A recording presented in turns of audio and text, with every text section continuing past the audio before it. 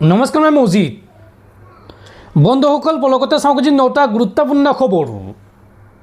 প্ৰথমটো খবৰ, নিজৰ নৈতিক দায়িত্ব স্বীকাৰ কৰি পদত্যাগ কৰক কেন্দ্ৰীয় শিক্ষামন্ত্ৰী ধৰ্মেন্দ্ৰ প্ৰধানে।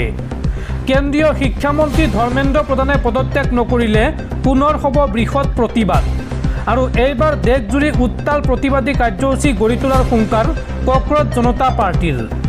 কক্ৰজ জনতা পাৰ্টীৰ প্ৰতিষ্ঠাপক অভিজিৎ দীপকেৰ এই সন্দৰ্ভত ডাঙৰ ঘোষণা। তেওঁ এই সন্দৰ্ভত ঘোষণা কৰি কয় যে ধৰ্মেন্দ্ৰ প্ৰধানে পদত্যাগ নকৰা পৰ্যন্ত থমকি নৰয় কক্ৰজ জনতা পাৰ্টীৰ প্ৰতিবাদ। কেন্দ্ৰীয় শিক্ষামন্ত্ৰী ধৰ্মেন্দ্ৰ প্ৰধানে পদত্যাগ নকৰিলে পুনৰ হ'ব বৃহৎ প্ৰতিবাদ। কক্ৰজ জনতা পাৰ্টীৰ এডমিন অভিজিৎ দীপকেৰ এই ডাঙৰ ঘোষণা। ধৰ্মেন্দ্ৰ প্ৰধানে পদত্যাগ নকৰা পৰ্যন্ত থমকি নৰয় CJPৰ প্ৰতিবাদ। শনিবাৰৰ ভিতৰত শিক্ষামন্ত্ৰীগৰাকীয়ে পদত্যাগ নকৰিলে অধিক তীব্ৰ হ'ব প্ৰতিবাদ। দেশৰ ভিন্ন ৰাজ্য, জিলা, নগৰ, মহানগৰত উত্তাল প্ৰতিবাদী কাৰ্যসূচী গঢ়ি তোলাৰ হুংকাৰ দিলে কক্ৰজ জনতা পাৰ্টীয়ে। যদি শনিবাৰৰ ভিতৰত পদত্যাগ নকৰে তেন্তে মই নিজে বহু ৰাজ্য, মহানগৰত প্ৰতিবাদ কৰিম। বহু ৰাজ্য, মহানগৰ, জিলাসমূহত CJPয়ে শিক্ষামন্ত্ৰীৰ পদত্যাগৰ বাবে প্ৰতিবাদ কৰিব। তেতিয়া পদত্যাগ নকৰিলে দেশৰ ছাত্ৰ সমাজে দিল্লীত পুনৰ ভয়ংকৰ প্ৰতিবাদ কৰিব। নৈতিক দায়িত্ব স্বীকাৰ কৰি শীঘ্ৰে পদত্যাগ কৰক কেন্দ্ৰীয় শিক্ষামন্ত্ৰী ধৰ্মেন্দ্ৰ প্ৰধানে। এইগৰাকী শিক্ষামন্ত্ৰীৰ বাবেই 1 কোটিতকৈও অধিক ছাত্ৰ ছাত্ৰীৰ ভৱিষ্যত ধ্বংস হৈছে। এই মন্তব্য কক্ৰজ জনতা পাৰ্টীৰ প্ৰতিষ্ঠাপক অভিজিৎ দীপকেৰ। লগতে দিল্লীৰ যন্তৰ মন্তৰত CJPৰ প্ৰতিবাদক সমৰ্থন কৰাক লৈ সকলোকে ধন্যবাদ জনালে অভিজিৎ দীপকেই। সকলোৰে সহায় সমৰ্থনৰ বাবে দিল্লীৰ গণতান্ত্ৰিক প্ৰতিবাদ সফল হ'ল বুলি মন্তব্য কৰে। আৰু কেন্দ্ৰীয় শিক্ষামন্ত্ৰী ধৰ্মেন্দ্ৰ প্ৰধানে পদত্যাগ নকৰিলে পুনৰ হ'ব বৃহৎ প্ৰতিবাদ। এই মন্তব্য কৰিছে বা এই হুংকাৰ দিছে CJPৰ প্ৰতিষ্ঠাপক অভিজিৎ দীপকেই। পৰৱৰ্তী খবৰ, সাৱধান ৰাজ্যবাসী। ভূমিকম্পৰ পিছতে বতৰক লৈ ৰাজ্যত এলাৰ্ট জাৰি।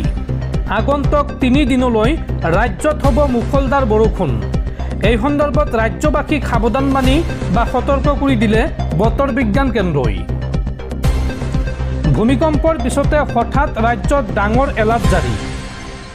আগন্তুক 3 দিনলৈ অসমৰ লগতে সমগ্ৰ উত্তৰ পূৰ্বাঞ্চলত হ'ব প্ৰচণ্ড বৰষুণ। বতৰ বিজ্ঞান কেন্দ্ৰই এই সন্দৰ্ভত জাৰি কৰিছে অৰেঞ্জ এলাৰ্ট। 8 জুনৰ পৰা 12 জুনলৈ সমগ্ৰ উত্তৰ পূৰ্বাঞ্চলতে জাৰি কৰা হৈছে অৰেঞ্জ এলাৰ্ট।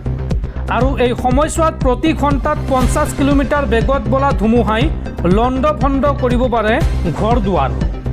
আৰু লগতে যিকোনো মুহূৰ্ততে কৰ্তন হ'ব পাৰে বিদ্যুৎ সংযোগ। এই আগজাননী বতৰ বিজ্ঞান কেন্দ্ৰৰ। পৰৱৰ্তী খবৰ, জুবিন হত্যাৰ গোচৰৰ 4 অভিযুক্তৰ জামিন নাকচ আদালতৰ।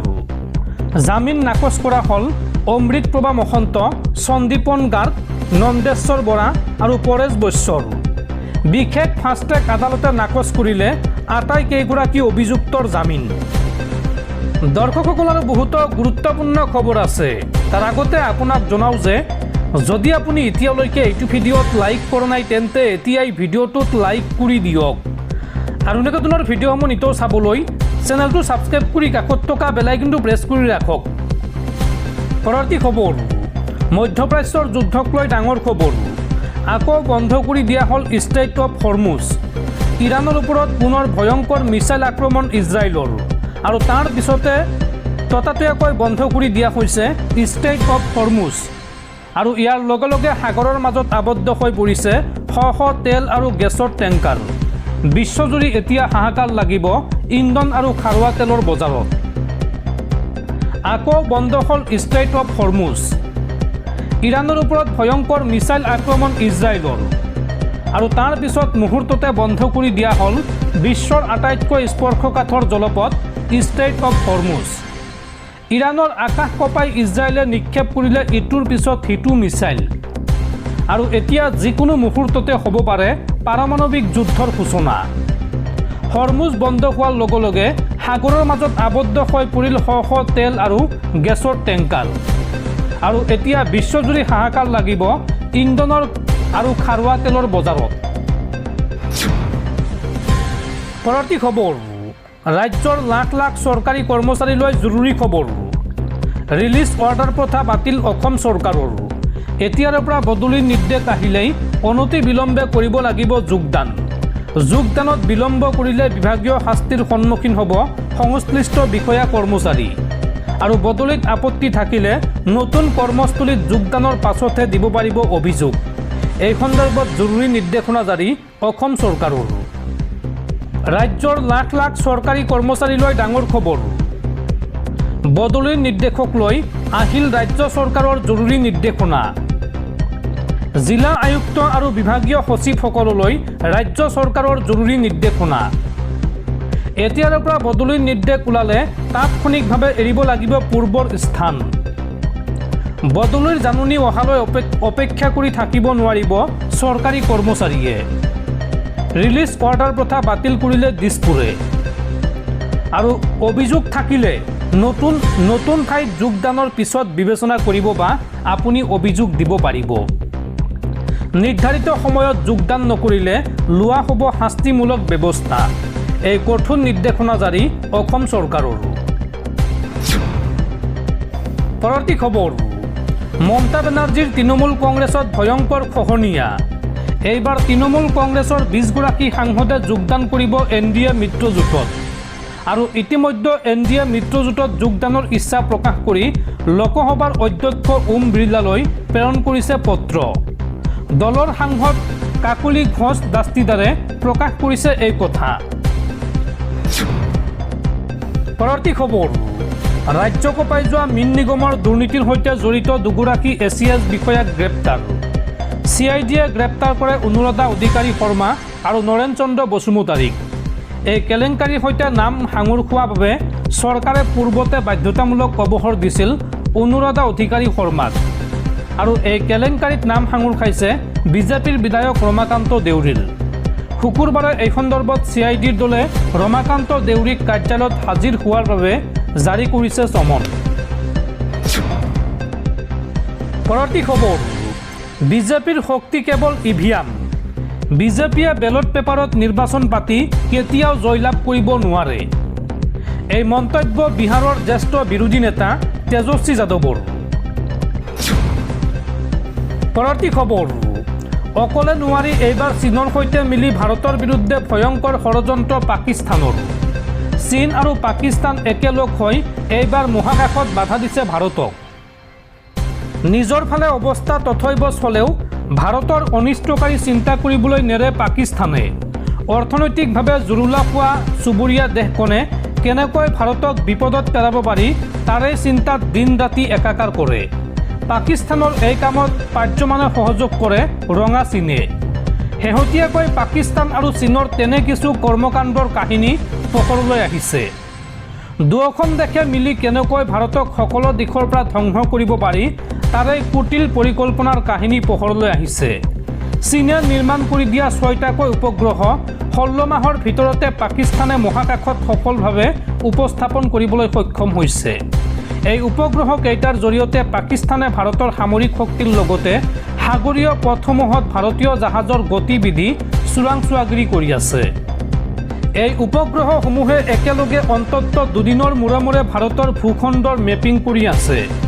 এপলো মেপিং আৰু স্কাইফাই ব্যৱহাৰ কৰি এই উপগ্ৰহসমূহে পাকিস্তানক ভাৰতীয় ভূখণ্ডৰ অবিৰত ছবি প্ৰদান কৰি আছে। এই উপগ্ৰহসমূহে আফগানিস্তান, চীন, ইৰাণ, উত্তৰ ভাৰত মহাসাগৰকে ধৰি অন্যান্য কৌশলগতভাৱে গুৰুত্বপূৰ্ণ অঞ্চলসমূহক নিৰীক্ষণ কৰি আছে।